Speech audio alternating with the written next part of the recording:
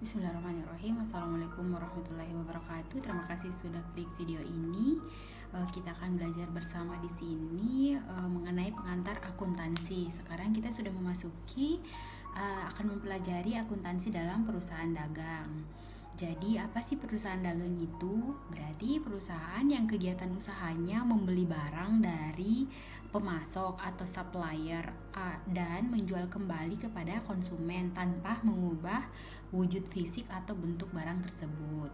Kemudian berdasarkan pengertian di atas berarti ada dua kegiatan utamanya kan, yaitu membeli barang dan menjual barang.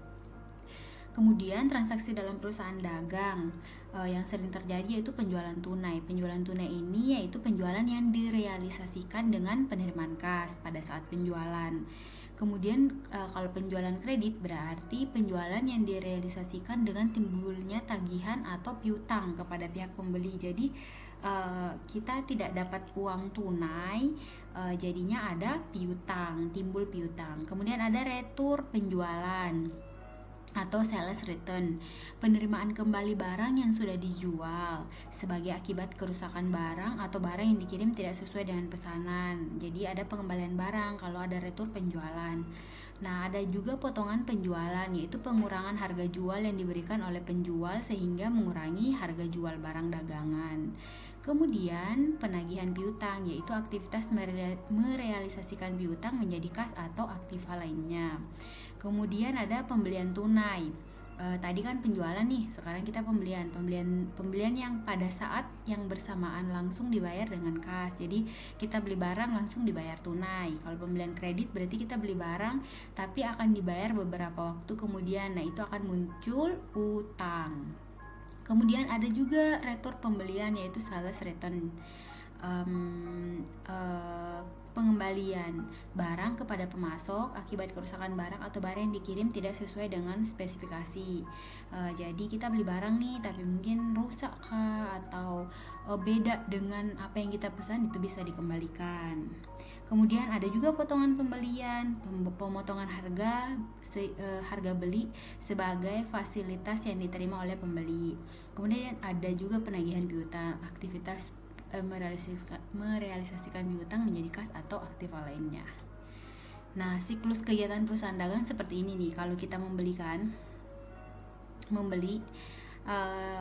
bisa tunai berarti mengeluarkan kas. Kalau kita kredit berarti ada muncul utang. Kemudian dari hasil pembelian ini kita akan memperoleh stok persediaan. Nah, persediaan ini akan di-manage. Ada juga nih pelajaran tersendirinya untuk persediaan. Lalu dari persediaan kita bisa menjual barang yang kita beli tadi kan. Nah, menjualnya ini kalau orangnya bayar langsung berarti kita dapat kas, atau kalau orangnya bayar tunai berarti dapat kas.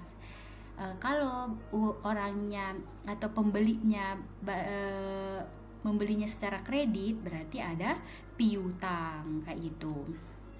Lalu kalau ada pelunasan piutang maka dia jadi kas, atau pelunasan utang dia juga jadi kas kayak gitu. Nah, sekarang akuntansi penjualan barang dagangan. Jadi kemarin kita kan sudah di video-video sebelumnya kita sudah belajar menjurnal. Nah, itu jurnal yang sering digunakan untuk perusahaan jasa. Nah, untuk perusahaan dagang ada beberapa kegiatan atau transaksi yang tidak ada di perusahaan jasa, ya tentu saja pembelian dan penjualannya kan. Kalau jasa kan kita cuma menjual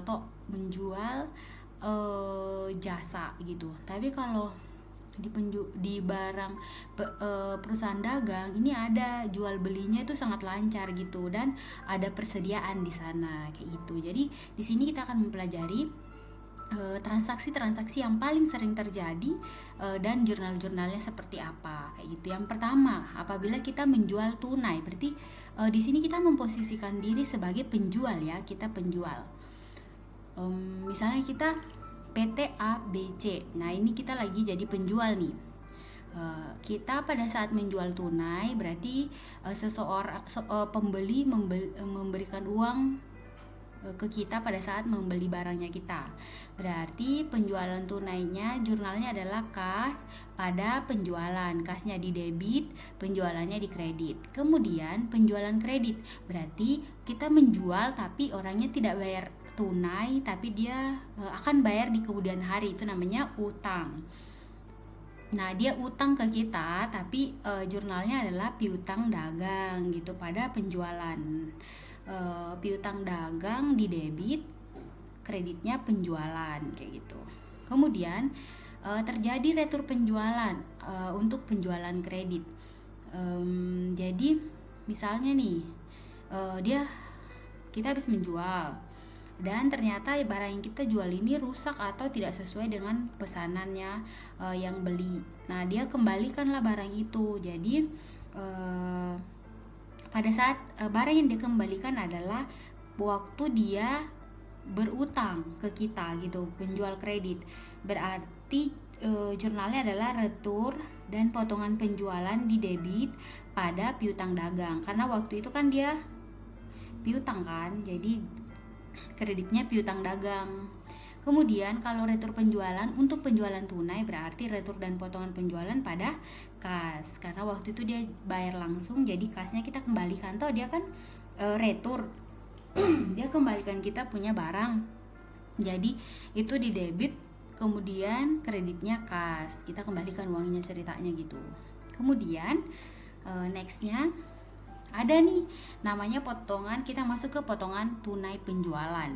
Jadi apabila penjualan dilakukan secara kredit, maka syarat pembayaran di waktu yang akan datang harus ditetapkan dengan jelas, sehingga kedua pihak mengerti berapa jumlah yang harus dibayar dan kapan membayarnya harus dilakukan. Syarat penjualan biasanya dicantumkan dalam faktur penjualan yang merupakan bagian dari perjanjian penjualan. Syarat penjualan ini misalnya dinyatakan simbol N/30, yang artinya harga faktur neto atau keseluruhan harga faktur harus dibayar dalam jangka waktu 30 hari sesudah tanggal faktur, atau dinyatakan dengan simbol N10, end of month, yang artinya faktur harus dibayar dalam jangka waktu 10 hari sesudah akhir bulan dihitung dari bulan yang tertulis pada faktur gitu. Nextnya potongan tunai penjualan. Tadi potongan lanjut lagi, masih di potongan tunai penjualan. Apabila jangka waktu kredit cukup panjang, penjual biasanya memberikan potongan tunai untuk merangsang agar pembeli membayar tepat waktu. Potongan tunai yang dicantumkan dalam faktur antara lain kayak gini: 2/10 N/30, artinya pembeli mendapatkan potongan harga 2% dari harga faktur bruto jika pembayaran dilakukan dalam waktu 10 hari. Jadi 2/10 itu 2% 10 hari gitu. Sesudah tanggal faktur. Jangka waktu pembayaran tidak boleh melebihi 30 hari setelah tanggal faktur, atau bisa juga 2 per end of month, N-nya per 30, artinya pembeli mendapatkan potongan harga 2% dari harga faktur bruto jika pembayaran dilakukan tidak melebihi akhir bulan. Jangka waktu pembayaran tidak boleh melebihi 30 hari setelah tanggal faktur kayak gitu. Jadi kalau dalam range 10 hari dia bayar yang dia utang itu, maka boleh mendapatkan potongan tunai penjualan sebesar 2% seperti itu. Jadi bisa merangsang si pembeli kan untuk membayar utangnya dengan cepat kayak gitu. Kemudian bagaimana jurnal untuk mencatat potongan tunai penjualan tadi yang sudah Ibu jelaskan kan, 2/10 N/30 misalnya kalau dia dapat potongan. Oke, jurnal untuk mencatat transaksi penjualan adalah piutang dagang pada penjualan. Kalau kita mencatat penjualan kan, penjualan kredit nih, berarti piutang pada penjualan. Kemudian pembeli melakukan pembayaran dalam periode potongan. Nah, berarti waktu transaksi pertama kan dia piutang dagang pada penjualan. Nah, dia mau bayar nih, dan ternyata dia bayarnya di periode masih ada potongan itu, masih ada persenan itu, berarti kurang dari 10 hari atau 10 hari pas. Berarti ada kas yang kita terima sama potongan tunai penjualan pada piutang dagang kayak gitu. Kemudian misalnya nih, piutang dagangnya 10.000, penjualannya 10.000 yang jurnal A. Piutang dagang 10.000, penjualan 10.000. Kemudian waktu dia membayar dan masih dalam range atau periode promo, berarti kas yang kita terima itu bukan 10.000 ya teman-teman, bukan 10.000. Misalnya setelah dipotong, kas yang kita terima tinggal 9.000 di debit. Kemudian piutang dagangnya tetap 10.000. Berarti potongan tunai penjualan ini di debit juga 1.000. Nah, kas 9.000 potongan tunai penjualan 1.000 berarti 10.000 kan? Pada piutang dagang 10.000. Jadi tetap balance toh? Kayak gitu. Kemudian pembeli melakukan pembayaran sesudah periode potongan. Kalau misalnya pembeli melakukan pembayarannya sesudah periode pemotongan atau dia lewat dari 2/10 itu berarti mungkin hari ke-11 kah atau hari ke berapa belas begitu, berarti cuma kas pada piutang dagang tetap 10.000 kembalinya gitu. Kecuali dia bayar lebih cepat ya dia dapat diskon begitu toh. Nah, masuk ke persediaan barang dagangan. Persediaan barang dagangan yang dimiliki perusahaan pada awal periode akuntansi disebut persediaan awal. Sedangkan persediaan yang dimiliki pada akhir periode disebut persediaan akhir. Nah, metode pencatatan persediaan ini ada dua sistem. Ada metode sistem pencatatan periodik atau fisik. Yang kedua, sistem pencatatan perpetual. Nah, dalam video ini saya akan membahas sistem pencatatan periodik. Sistem pencatatan perpetual akan dibahas di video selanjutnya karena itu lumayan panjang. Oke. Sekarang kita akan membahas sistem pencatatan persediaan bentuknya periodik atau fisik. Yang pertama, bagaimana kalau kita mencatat pembelian? Kan kalau adanya persediaan, kalau kita membeli saja kan, bukan menjual toh. Jadi pada saat kita membeli timbullah persediaan. Menambah persediaan toh. Nah, ayat jurnal untuk mencatat transaksi pembelian adalah pembelian pada kas. Kalau di sistem periodik atau fisik, di sini masih langsung aja gitu, pembelian pada kas. Apabila pembelian dilakukan secara tunai. Kalau dilakukan secara kredit berarti pembelian pada utang dagang. Nah, kalau misalnya ada retur pembelian, tadi kita sudah bahas retur penjualan.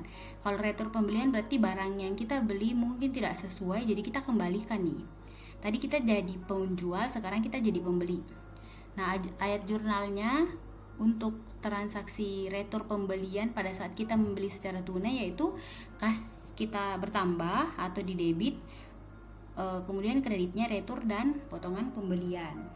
Kemudian kalau kita belinya secara kredit awalnya berarti utang dagangnya kita di debit, retur dan potongan pembeliannya di kredit kayak gitu.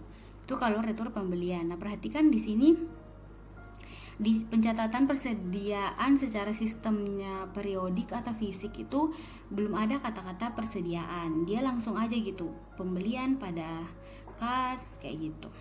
Kemudian, bagaimana jika terjadi potongan tunai pembelian? Ayat jurnal yang untuk mencatat transaksi pembayaran utang dalam periode potongan, misalnya kita awalnya utang nih, utang dagang, tapi kita mendapatkan potongan, berarti misalnya tadi utang dagangnya kita 10.000, kas yang keluar cuma 9.000, potongan tunainya 1.000 gitu, jadi tetap debitnya 10.000, kreditnya 10.000 kayak itu. Nah, apabila pembayaran bukan dalam periode potongan ya sudah berarti utang dagangnya 10.000, kas yang kita keluarkan juga 10.000. Itulah bagusnya kalau kita membayar dalam periode potongan kayak gitu. Nah, kemudian ada lagi nih namanya ongkos angkut pembelian. Sering kan teman-teman mendengar kata ongkir kayak gitu, ongkos angkut gitu. Tapi di sini di perusahaan dagang itu ada dua jenis alternatif persyaratan pengangkutan yang sering digunakan. Ada namanya FOB shipping point dan FOB destination. Nah, apa itu FOB? Yaitu free on board shipping point, yaitu persediaan mulai diakui pada saat barang siap dikirim oleh penjual. Biaya angkut menjadi tanggungan si pembeli. Jadi Pada saat ini, penjual sudah dapat mengakui terjadinya transaksi penjualan. Ongkos angkut yang ditanggung pembeli ini akan dicatat dalam pembukuan pembelian sebagai ongkos angkut masuk, freight in. Jurnal yang dibentuk adalah biaya angkut pembelian pada kas.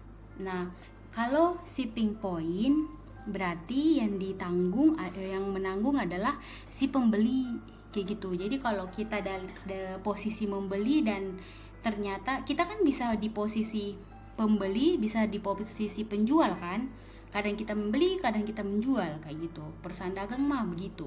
Nah, kalau alternatif atau persyaratan pengangkutan yang digunakan lagi FOB shipping point, berarti kalau kita jadi pembeli nih, berarti kita yang biaya angkut pembelian pada kas. Kalau kita penjual dan kita menggunakan shipping point, berarti kita tidak usah menjurnal karena biaya angkutnya ditanggung sama si pembelinya. Ditanggung sama pembelinya kalau kita jadi penjual gitu. Nanti teman-teman baca ya supaya paham. Nah, alternatif kedua ada namanya destination, FOB destination atau free on board destination. Ini maksudnya persediaan mulai diakui setelah barang yang dibeli diterima di gudang. Biaya angkut pembeliannya menjadi tanggungan penjual. Penjual mengakui transaksi penjualan setelah mendapatkan tanda terima barang dari pembeli. Ongkos angkut yang harus ditanggung oleh penjualan ini akan dicatat dalam pembukuan penjualan sebagai ongkos angkut keluar. Jadi jurnal yang dibentuk, misalnya kita jadi pembeli ini kan biaya angkut pembelian, misalnya kita jadi penjual, jadi pada saat kita menjual dan dia FOB destination, berarti kita harus menjurnal ongkos angkut keluar pada kas. Jadi teman-teman harus fokus, kita lagi jadi pembeli atau penjual dan kita lagi pakai alternatif ongkos angkut apa nih, kayak gitu. Contoh, kalau kita kita nih sebagai penjual dan kesepakatannya kita pakai FOB destination, berarti kita yang tanggung beban angkut, kayak gitu. Kalau misalnya kita penjual tapi kita pakai shipping point, berarti bukan kita yang membayar ongkos angkut, tapi si pembeli, kayak gitu. Silahkan baca kembali yang shipping point tadi ya supaya lebih paham. Oke, next videonya akan ibu bikin untuk pencatatan persediaan sistem perpetual. Semoga teman-teman paham ya. Terima kasih.